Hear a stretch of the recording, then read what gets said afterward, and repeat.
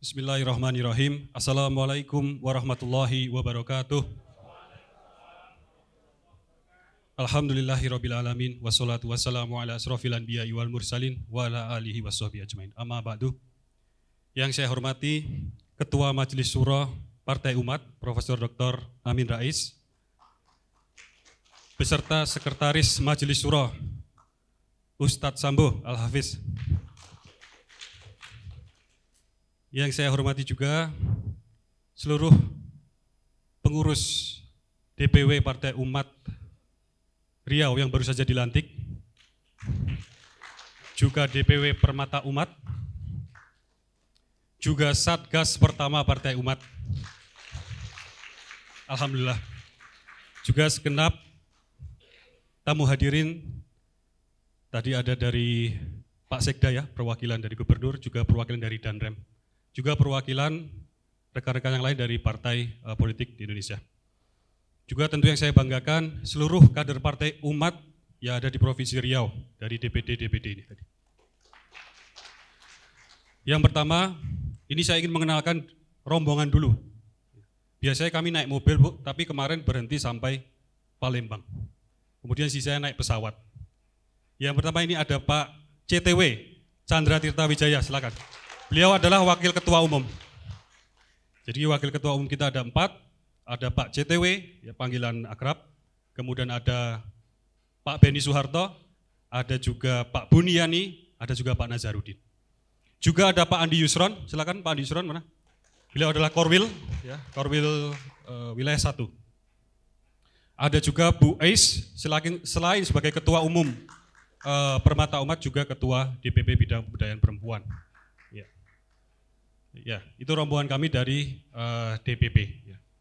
Nah, dalam kesempatan ini saya akan menyampaikan beberapa perihal penting yang harus menjadi concern kita bersama dan yang harus kita proyeksikan solusinya ke depan.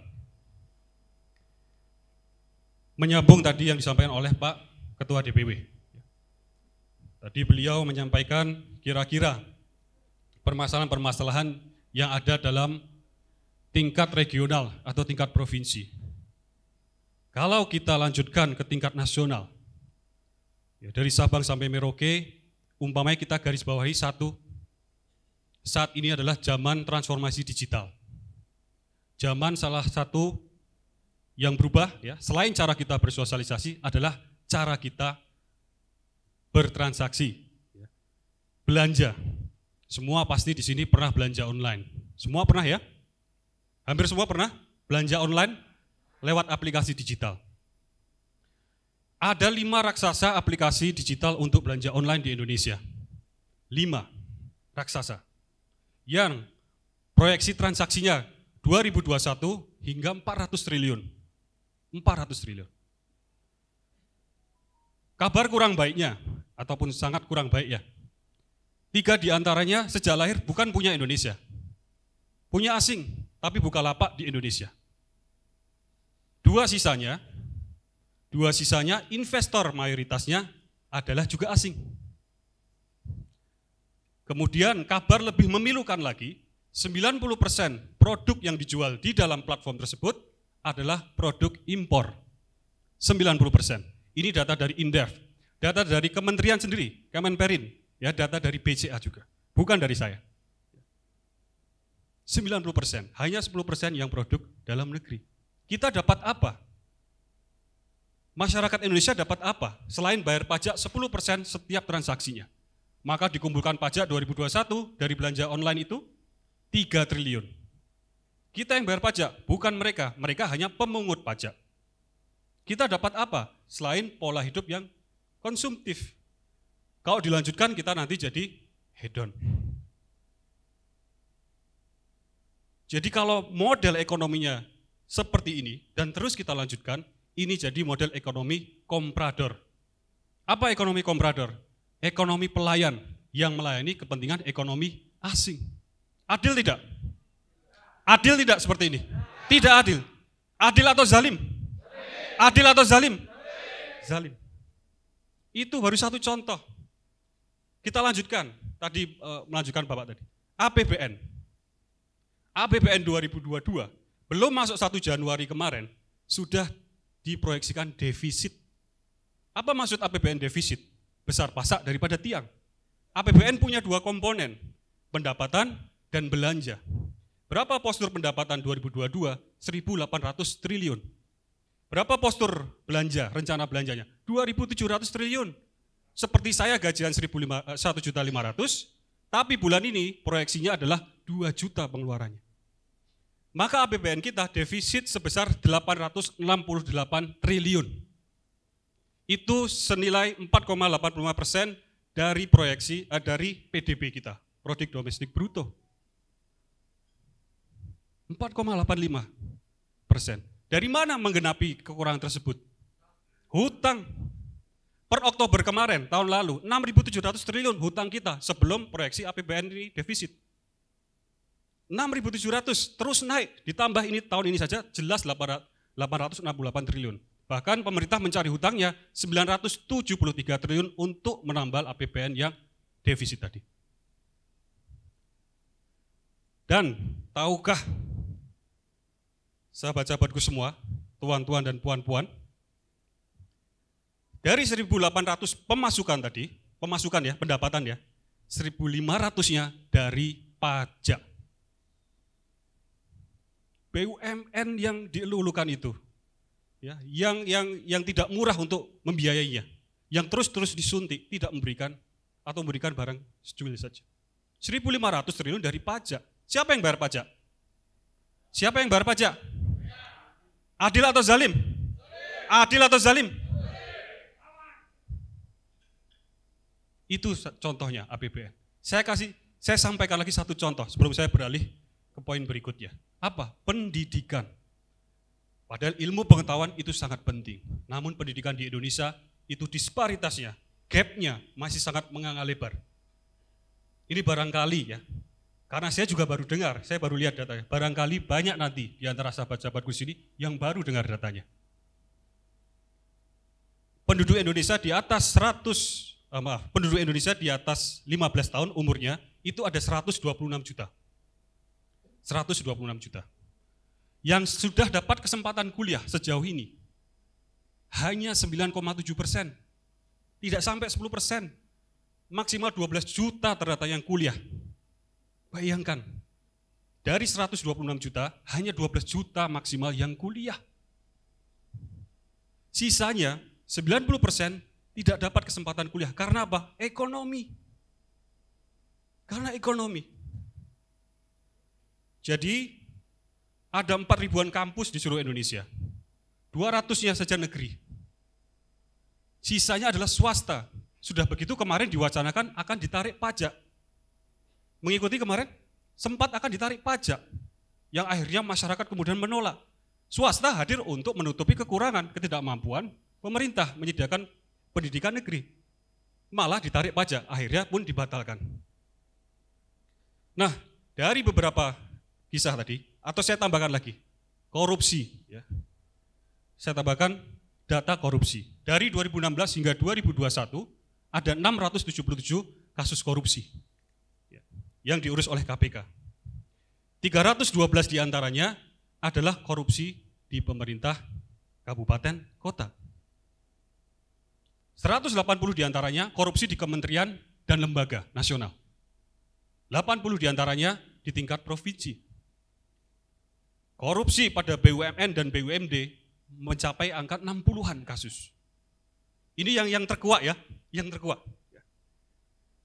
Korupsi yang ada di DPR, DPRD 30-an yang terkuat. Nah, dari yang saya sampaikan singkat tadi, kita bisa lihat ada 3 macam krisis dalam konteks kepemimpinan nasional kita. Yang pertama adalah krisis kapasitas dan kapabilitas. Sehingga apa yang dikelola ya, itu menjadi salah kelola karena tidak punya kapasitas yang pas. Yang ditaruh mantan-mantan jubirnya, mantan-mantan tim suksesnya. Ya, komisaris-komisaris itu jadi rayahan bahasa Jawanya. Apa itu bahasa sini? Ya, bancaan. Iya kan? Semua dapat. Adanya rugi besar BUMN BUMD itu. Karena tidak ada kapasitas dan kapabilitas yang mumpuni, maka pengelolaan tadi salah kelola, perencanaan pun salah rencana. Contohnya APBN. Terus kalau mau kita lanjutkan banyak menyambut Pak Fauzi tadi. Hutan kita tinggal setengah. Mau perikanan kita bahas Pak, perikanan budidaya potensial 57 triliun per tahun. Kata Pak Fauzi tadi sulit menangkap. Gimana? Potensi perikanan kita tuh nomor 1 dunia. Nomor 1 dunia. 57 ton hanya budidaya seluruh Indonesia. Luar biasa. Kedua adalah krisis kesadaran umat. Apa maksud krisis kesadaran umat? Maksudnya adalah para pemegang-pemegang jabatan, pemangku kebijakan itu tidak punya kesadaran bahwa kepentingan umat harusnya diutamakan. Maka mereka berpikir kepentingan kelompok, kepentingan saya dapat apa? Tinggilah angka korupsi tadi. Tinggilah angka korupsi yang ada di berbagai macam level pemerintahan, mulai kementerian, mulai pemerintah daerah, dan seterusnya. Ya. Kelompok-kelompok yang lain ya, juga ada yang bentuk, ya, kita dengar namanya oligarki. Tentang oligarki, ini ada 2 contoh. Karena mereka masuk lewat undang-undang, peraturan-peraturan. Karena masif efeknya, sistematik. Karena undang-undang harus dilaksanakan dari Sabang sampai Merauke. Contohnya apa? Undang-undang Minerba, mineral dan batu bara. Minerba kemarin ya, itu ada 900-an daftar inventarisasi masalah. 900 DIM diselesaikan hanya kurang dari 3 bulan, bayangkan. Apa yang mereka rapatkan atau bagaimana mereka rapat? 900 bahasan, kurang dari 3 bulan selesai. Rapat pengesahannya tertutup 4,5 jam yang datang 17 anggota dewan. Apa UU Minerba itu? Merugikan. Karena rakyat tidak bisa mengintervensi tambang yang merugikan di wilayahnya. Kedua, undang-undang tersebut harus memastikan bahwa perpanjangan kontrak diberikan. Belum lagi UU Cipta Kerja, karena ada hubungannya dengan UU Minerba tadi. UU Cipta Kerja beberapa waktu yang lalu dikatakan cacat formil. Ya, cacat formil artinya apa? Artinya prosedur pembuatannya tidak sesuai mekanisme. Dikatakan cacat formil. Apa UU Cipta Kerja? Salah satu poin yang merugikan, TKA jadi mudah masuk, tenaga kerja asing. Mudah masuk ya. Kemudian, dulu maksimal kontrak itu, perjanjian kontrak hanya 3 tahun. Sekarang dihapuskan. Jadi kalau kerja bisa kontrak seumur hidup barangkali. Merugikan kan, tidak ada kepastian. Ya. Itu UU Cipta Kerja. Ada lagi juga pekerja itu terancam tidak dapat pesangon. Nah kita sadari, ini kalau kita panjangkan mungkin bisa 2 hari, itu belum selesai. Ya. Tapi yang jelas negeri ini sedang tidak baik-baik saja dan sedang butuh perjuangan dari segenap umatnya, dari segenap rakyatnya. Bagaimana kita sebagai partai umat merespon? Ini yang kita perlu proyeksikan. Kita sudah punya semangat insya Allah. Jadi sedikit pengalaman kami sudah melantik ini sudah berapa, sekitar 7 atau 8 wilayah. Ya, ini yang ke-8 atau ke-9. Dulu saya dengar beberapa kali lah, ya, teman saya mengatakan umur itu hanya sekedar angka. Ya. Tapi bagi saya enggak juga, umur kan fisik dan segala macam. Tapi melihat hari ini di sini, melihat kader-kader partai umat di sini, betullah itu. Umur hanya sekedar angka. Boleh jadi umurnya ini mungkin 50 tahun ke atas, tapi saya lihat dari semangat, dari teriakannya, itu tidak kalah dengan yang belasan tahun. Apa proyeksi kita partai umat? Proyeksi kita partai umat, ada jangka pendek, jangka panjang. Kita bagi supaya konkret. Jangka pendek, ya, kita harus punya prioritas dulu. Ya, kita harus punya skala prioritas. Yang pertama harus kita prioritaskan adalah pendidikan. Kenapa? Karena pendidikan ini sesungguhnya adalah kekuatan. Man aradad dunya fa'alaihi bil ilmi. Wa man aradal akhirah fa'alaihi bil ilmi. Wa man aradahuma fa'alaihi bil ilmi. Siapa yang ingin menggenggam, ya, memenangkan dunia, maka harus dengan ilmu. Ini hadis, ya. Ini perkataan Rasulullah SAW. Barang siapa yang ingin memenangkan akhirat, maka harus dengan ilmu. Barang siapa yang ingin menang dan sukses kedua-duanya, maka harus dengan ilmu. Kemudian ada kata satu penulis yang terkenal, Alvin Toffler, ada 3 macam kekuatan dalam konteks kehidupan antar negara internasional ini. Pertama, low level of power, ya. Kekuatan yang paling rendah, ya. Itu kekuatan otot dan kekuatan fisik. Mid level of power yang menengah adalah kekuatan ekonomi atau finansial. High level of power yang paling tinggi adalah kekuatan ilmu pengetahuan dan teknologi. Maka kita harus jadikan skala prioritas. Yang pertama, itu. Yang kedua adalah ekonomi. Ya, tadi kita sudah sebutkan ekonomi kita itu adalah ekonomi komprador. Itu baru satu, ekonomi digital saja. Belum tadi tambang dan seterusnya. Maka proyeksi kita harus membenahi ekonomi ini. Ke arah mana? Yang perlu kita sasar dan nampaknya yang belum banyak diproyeksikan adalah ekonomi digital. Ini potensinya besar. Potensi ekonomi digital itu 500 hingga 600 triliun. 632 triliun, ini saya catat, 2020, 632 triliun. Potensi ekonomi digital. Ekonomi dari mobile aplikasi itu ya, dari aplikasi HP yang kita gunakan sehari-hari itu, berbagai macam proses bisnisnya, itu menghasilkan 632 triliun. Secara global, dunia, 2018 saja, transaksi lewat aplikasi digital itu 5.200 triliun. Setengah potensi minerba yang ada di Indonesia. Bayangkan, dari HP tadi. Jadi ekonomi kita harus juga kita fokuskan ke ekonomi digital. Lalu jangka panjangnya apa? Saya mulai dari jangka panjang. Partai Umat, kader-kadernya harus bersiap-siap. Untuk membuat aturan, untuk membuat undang-undang, kebijakan-kebijakan, mengikuti skala prioritas kita tadi, baik bidang pendidikan. Pendidikan sasarannya apa? Kita ingin pendidikan yang murah, syukur bisa gratis. Ya kan? Yang tidak kuliah 90% itu kita bisa potong sebagian besarnya. Itu harusnya proyeksi kita.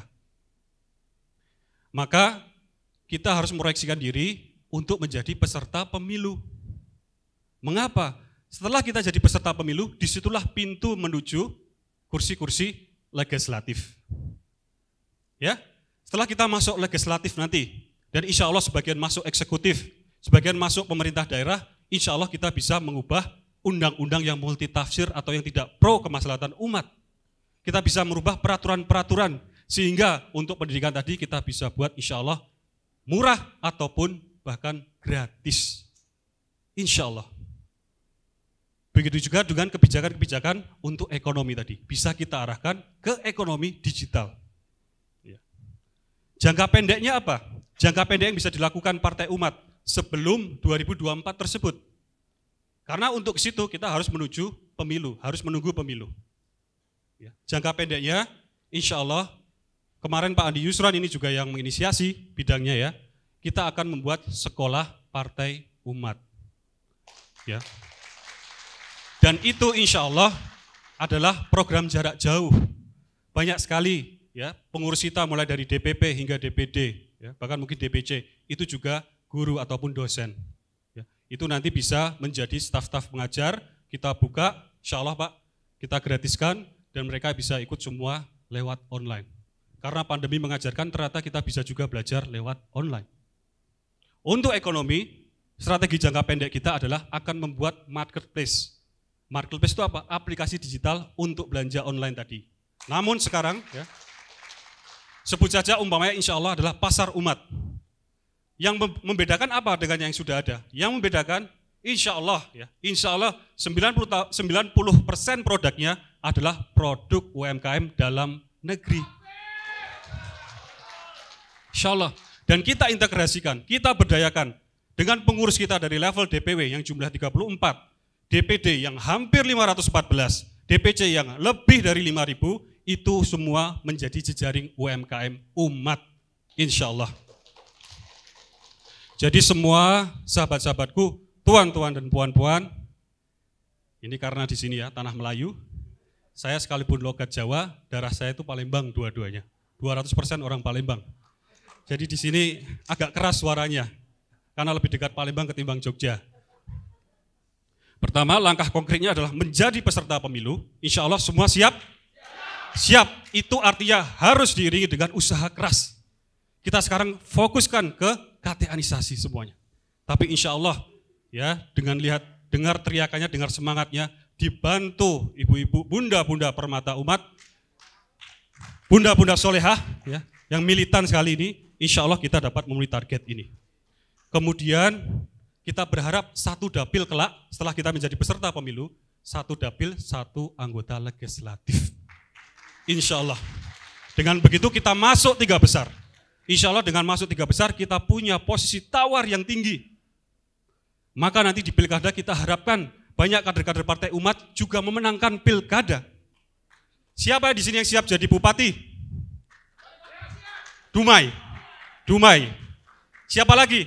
Siapa lagi siap jadi bupati atau wakil bupati? Harus diisi. Ini bukan masalah mengisi posisi saja. Ya.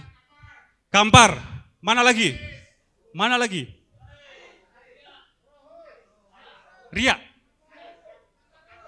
Pekanbaru. Ini semangat yang harus kita punya. Ini semangat yang harus kita teriakkan. Bengkalis, ya. Gubernur. Insya Allah siapa siap jadi gubernur?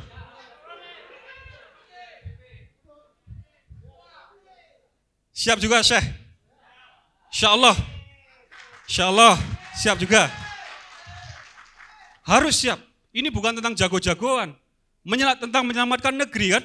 Ini tentang menyelamatkan bangsa. 2024 tadi kata Ustadz. Ini memang sudah waktu ya. Kita tidak bisa menunggu lebih lama.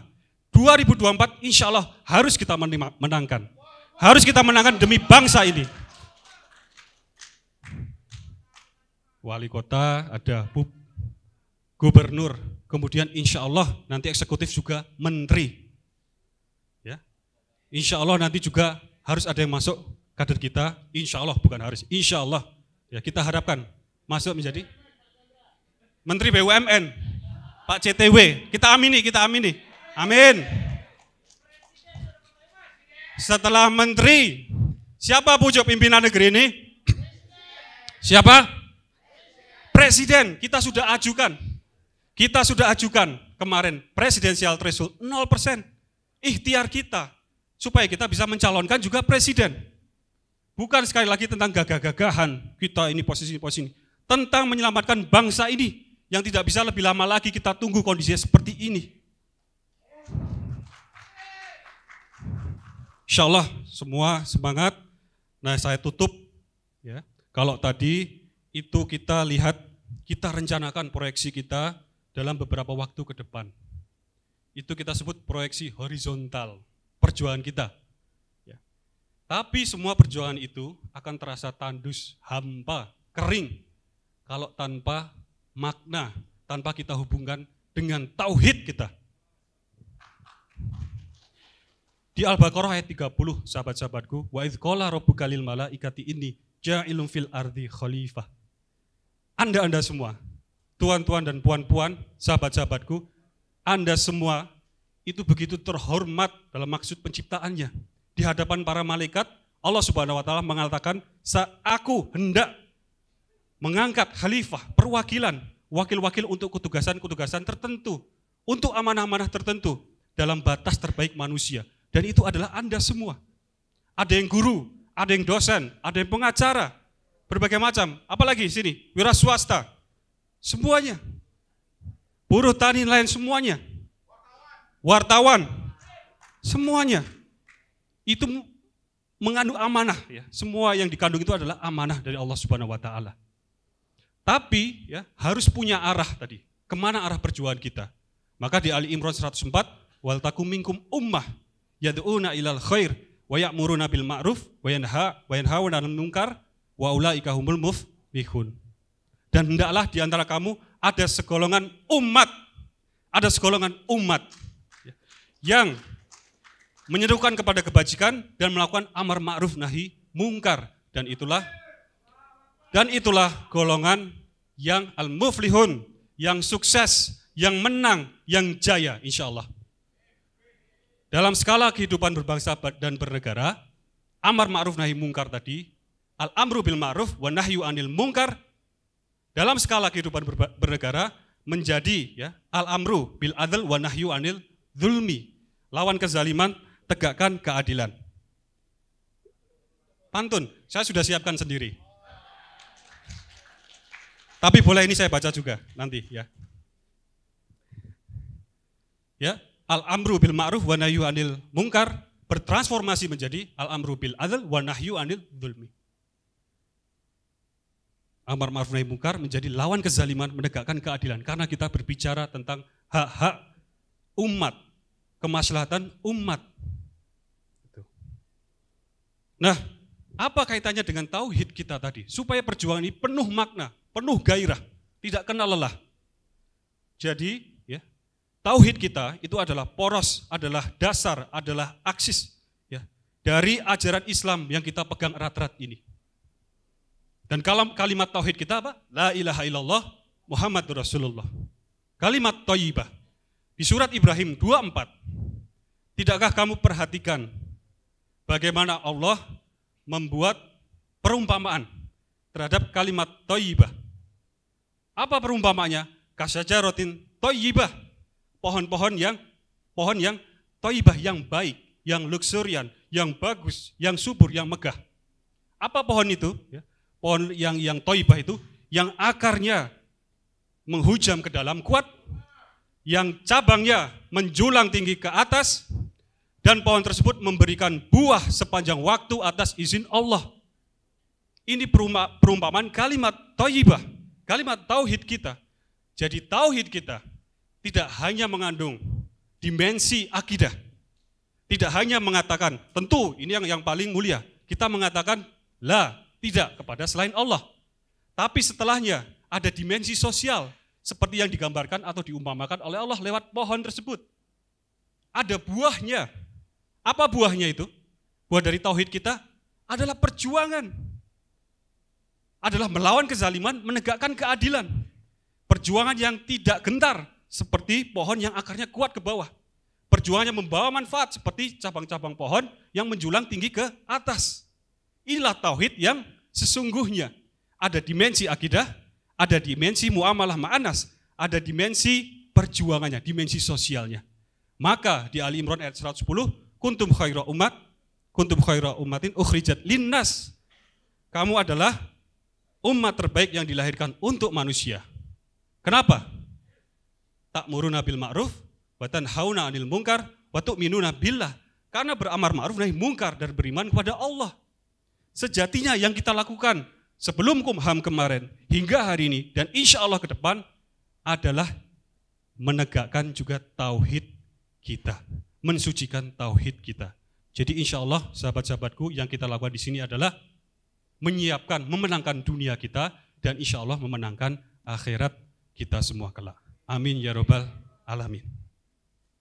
Kiranya mungkin itu yang bisa saya sampaikan. Semoga menjadi semangat buat kita semua. Ini sebelum saya tutup, tadi saya dikasih selembar pantun. Tapi saya bacakan pantun ini dulu, kemudian pantun dari saya.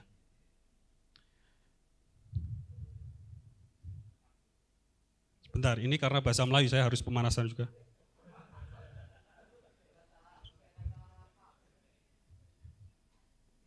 Oke. Nyiur gading puncak mak ligai, buah ketupat berisi inti, hancur daging tulang berkecai, sebelum dapat jangan berhenti.